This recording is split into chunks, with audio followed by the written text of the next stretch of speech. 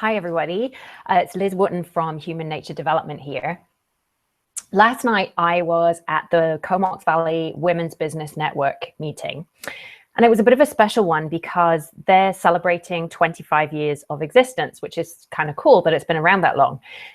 But there's a lot that's changed over 25 years, not least the hairstyles. But here's something I came away with. One of the speakers, Pauline Stevenson, who was a founding member of the Women's Business Network, talked about some of the buzzwords surrounding business 25 years ago. One of them was stress management. And here's the thing, what do we still talk about in business and in the workplace today? Stress management. And in fact, what should I find in my inbox this morning but a LinkedIn article by a former Google employee entitled, "What I Learned from Complete Burnout at Work." Clearly, stress management is still a much needed thing. Pauline also made a really good point, and I'm paraphrasing here, but this is basically what she was saying. How many of us proactively take care of our physical health? We wear a Fitbit, we go to classes to exercise, we get up early to go for a run, we watch what we eat. And we all know, because it's common sense, it would be kind of ridiculous to think of only starting to exercise after you suffer a heart attack, right? We know that the sensible thing to do is to be proactive about it. The problem is that although mental health is more talked about these days, it's much more out in the open than it used to be, and mental ill health is much more out in the open than it used to be.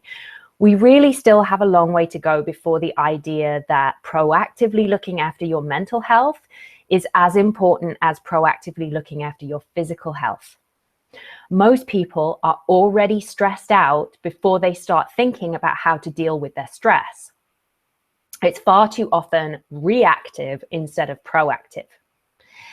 And it's very interesting when I talk to people about what I do, and I talk about my stress resilience program for business people, they'll often tell me things like, oh, well, I'm not really stressed right now. I don't need that. Or, yeah, my stress levels are much better than they were. So if it gets worse again, I'll let you know. Because our mindset is that we don't need to learn about stress management unless we're already suffering with stress. And as Pauline put it, that's kind of like only working out after you've had a heart attack. Do I think that stress in the workplace is going away? No, I don't.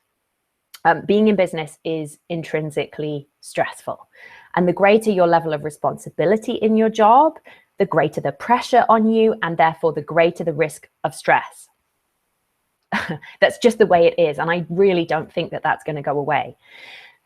Our human nature dictates that when we're in a stressful situation, our bodies react a particular way. It's like a survival mechanism.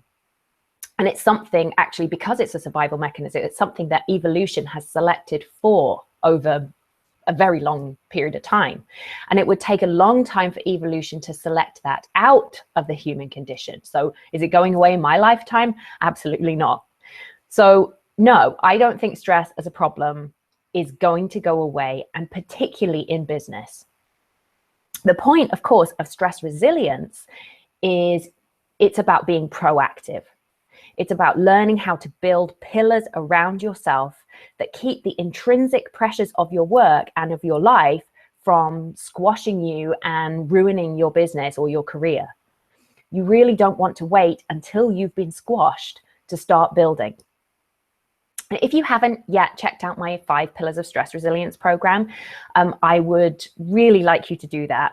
Go to humannaturedevelopment.com and have a look at what it's all about. There's lots of information on there about how it works.